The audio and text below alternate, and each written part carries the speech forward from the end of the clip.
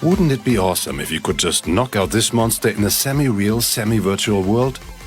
And just moments after, you could explore such impressive ancient places. Facebook promises that you will be able to do just that in 5 to 10 years, in its so-called metaverse.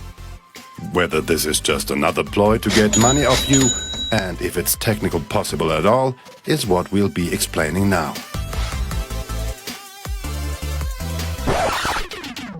Dancing at a live concert virtually, or digitally meeting friends who live on the other side of the world at a party.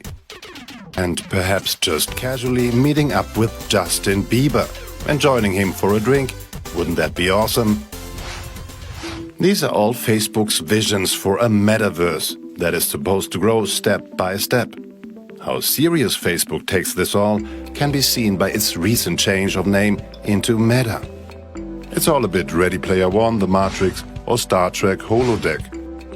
In the next 5 to 10 years, Mark Zuckerberg wants to establish this as part of the mainstream.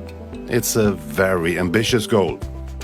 So far, virtual reality is mostly used by gamers and geeks, and only those that can afford it. You'll probably know some of the precursors to Metaverse. The online platform Second Life, where you can live a whole other life, to Pokemon Go, which was a huge hit a couple of years ago and which also received an augmented reality mode upgrade, to the PlayStation 4 VR game Dreams, which allows players to do anything from mini-games to creating virtual art. But Facebook/Meta wants to go even further. So far, all there is are nice computer animations for advertising, but the company isn't starting from scratch. In 2014, it took over the VR goggles producer Oculus. And just recently, the augmented reality goggles Ray-Ban Stories were released. Meta is currently working on new AR goggles with the codename Project Nazare. There's already the virtual world Horizon. It consists of Horizon Home, a virtual living room that lets you invite online friends. It also includes Horizon Workrooms, a VR surrounding for business meetings. However, it's not very refined yet and has received a lot of negative online reviews. Likewise, other companies are also looking into the possibility of creating a type of metaverse, like Nvidia, with its real-time simulator Omniverse, which lets graphic designers work together virtually, or the online games platform Roblox, which lets users create their own computer games to play with others.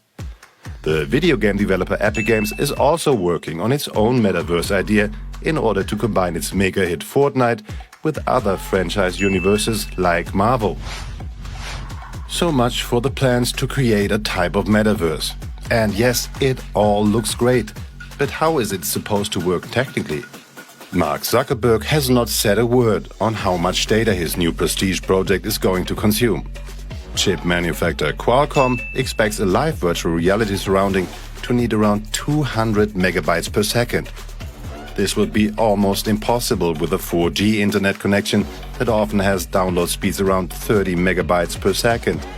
Instead, you'd need the latest mobile communication standard 5G, but it will take some time until this network has been fully developed across the globe. And speaking of computing power, today, even the most powerful stationary computers will be unable to cope with these apps. You will definitely need brand new and expensive VR or AR goggles in order to experience this. And then there's the issue of Meta's very own motivation for coming up with this whole idea. One part of the presentation in particular made us think twice. We're also building a Horizon marketplace, where creators can sell and share 3D digital items. And our hope is that this will enable a lot more commerce and help grow the overall metaverse economy. That sounds more like Mark Zuckerberg is mainly interested in your money again. That Meta will collect a lot of information on you that you're supposed to keep calm and buy digital clothes. And who knows, perhaps you can only access this lovely jungle over there after passing the paywall. And once you're there, ads might pop up everywhere. There are several reasons to suspect Meta is trying to set up its next monopoly. News broadcaster CNBC dug out a memo from 2018, where an Oculus manager of the time, Jason Rubin, demanded that other businesses get excluded from metaverse. Today, Rubin claims this is no longer intended. If metaverse should be successful, we'll definitely have to talk about addiction again. Considering that World of Warcraft was already really addictive to people, what will it be like in a metaverse? Of course, all of this is only relevant if you and everyone else is really convinced by the idea. You might also say, I can meet up with my friends and play ping pong in real life. Why would I need a parallel virtual world? Ideally, metaverse will become a dream world where anything is possible. And a huge job engine. Meta wants to create 10,000 jobs in Europe alone. But in order for that to happen, Mark Zuckerberg cannot repeat his mistakes of the past. What's your opinion? Are you looking forward to metaverse, or are you more on the skeptical side? Let us know what you think in the comment section.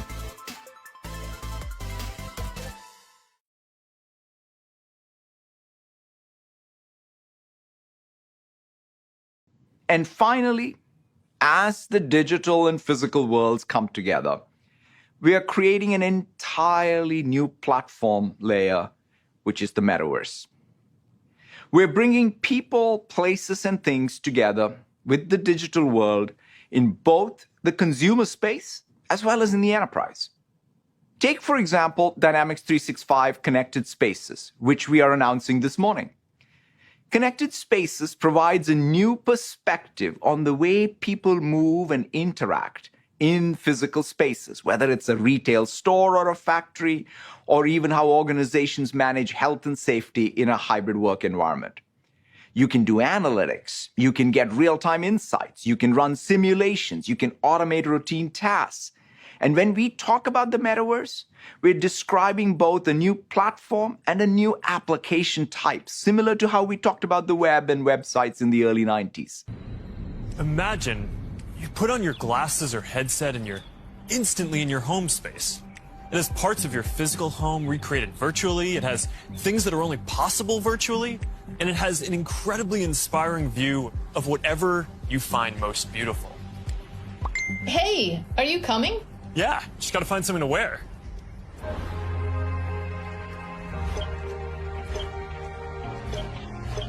All right, perfect. Oh, hey, Mark. Hey, what's going on? Hi. Mark. What's up, Mark? Whoa, we're floating in space? Who made this place? It's awesome. Right? It's from a crater I met in LA. This place is amazing. Boz, is that you? Of course it's me. You know I had to be the robot, man. I thought I was supposed to be the robot. Whoa. I knew you were bluffing. Hey, wait. Where is Naomi? Let's call her. Naomi. Hey, should we deal you in? Sorry, I'm running late, but you've got to see what we're checking out. There's an artist going around Soho hiding AR pieces for people to find. 3D street art? That's cool. Across the Microsoft Cloud, from Azure IoT to Azure Digital Twins to Connected Spaces and Microsoft Mesh, we're building the metaverse intrinsics, the metaverse platform for you to build upon. In a sense, the metaverse enables us to embed computing into the real world and to embed the real world into computing, bringing real presence to any digital space. For years, we've talked about creating this digital representation of the world, but now we actually have the opportunity to go into that world and participate in it. What's most important is that we are able to bring our humanity with us and choose how we want to experience this world and who we want to interact with. I can't overstate how much of a breakthrough this is. It's no longer just looking at a camera view of a factory floor. You can be on the floor. It's no longer just video conferencing with colleagues. You can be with them in the same room. It's no longer just playing a game with friends. You can be in the game with them. The feeling of presence. This is the defining quality of the metaverse. you're going to really feel like you're there with other people. You'll see their facial expressions, you'll see their body language, maybe figure out if they're actually holding a winning hand. All the subtle ways that we communicate that today's technology can't quite deliver. Next, there are avatars, and that's how we're going to represent ourselves in the metaverse. Avatars will be as common as profile pictures today, but instead of a static image, they're going to be living 3D representations of you. Your expressions, your gestures, that are going to make interactions much richer than anything that's possible online today.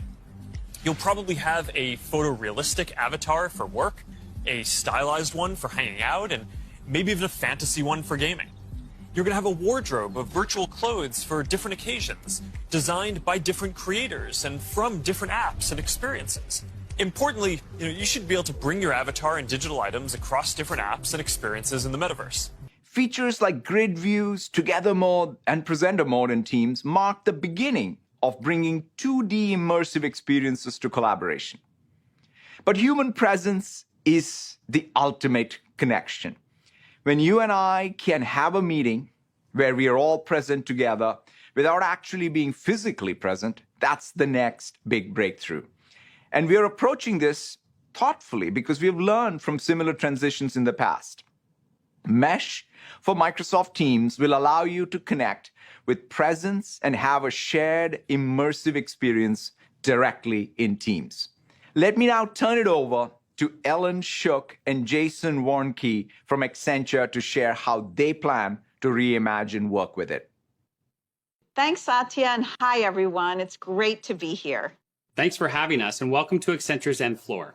At Accenture, we have over 624,000 people serving clients in 120 countries. And critical to our ability to work seamlessly together is Microsoft Teams. We have turned our focus away from spaces and places to creating what we call omni-connected experiences, where our people can participate, contribute, and feel like they belong regardless of where they're working.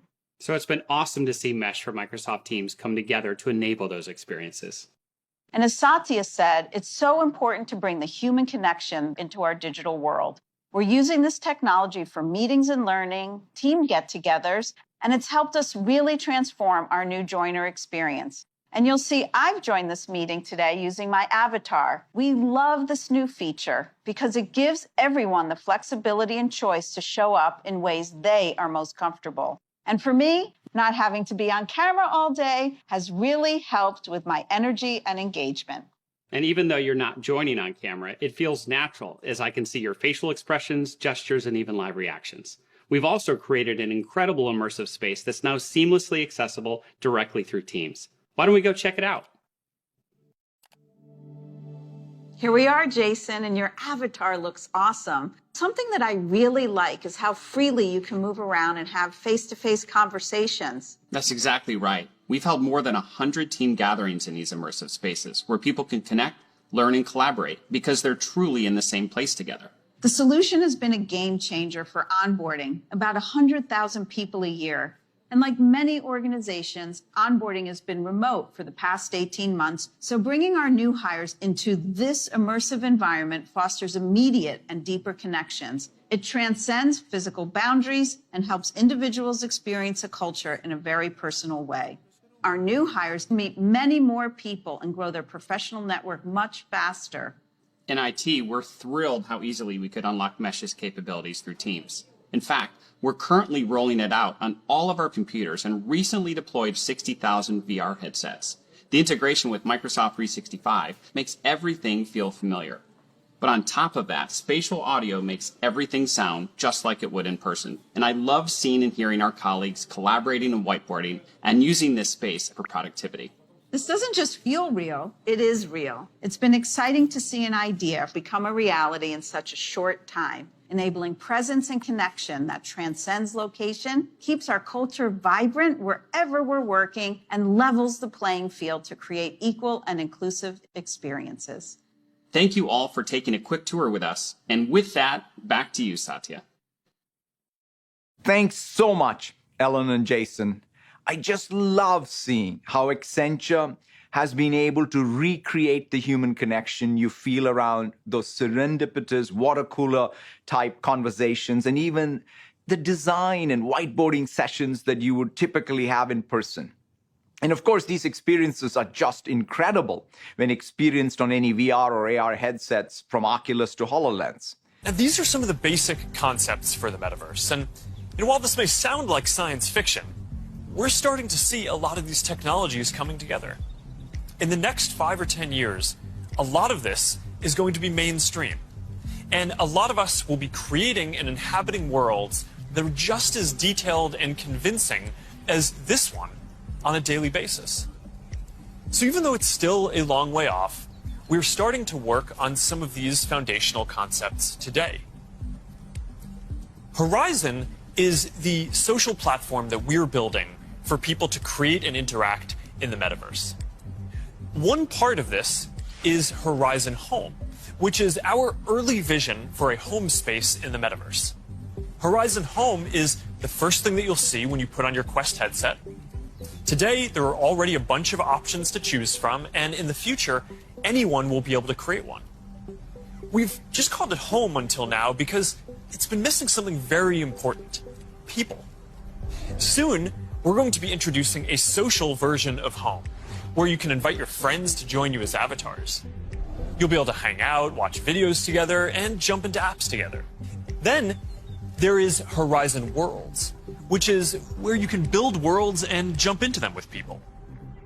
Horizon is designed to make it possible for everyone to create, and we're already seeing people build some really interesting experiences, from creating new games together to throwing surprise parties in VR that family and friends around the world can join. We started rolling out Horizon Worlds in beta last year, and we're adding more people and more worlds every day. And we also just launched Horizon Workrooms earlier this year for collaboration. Beyond Horizon, we're also making it easier to communicate with your friends across different layers of reality. This year, we're bringing messenger calls to virtual reality. You're going to be able to invite your friends to a messenger call, and soon you'll be able to explore somewhere together or join a game.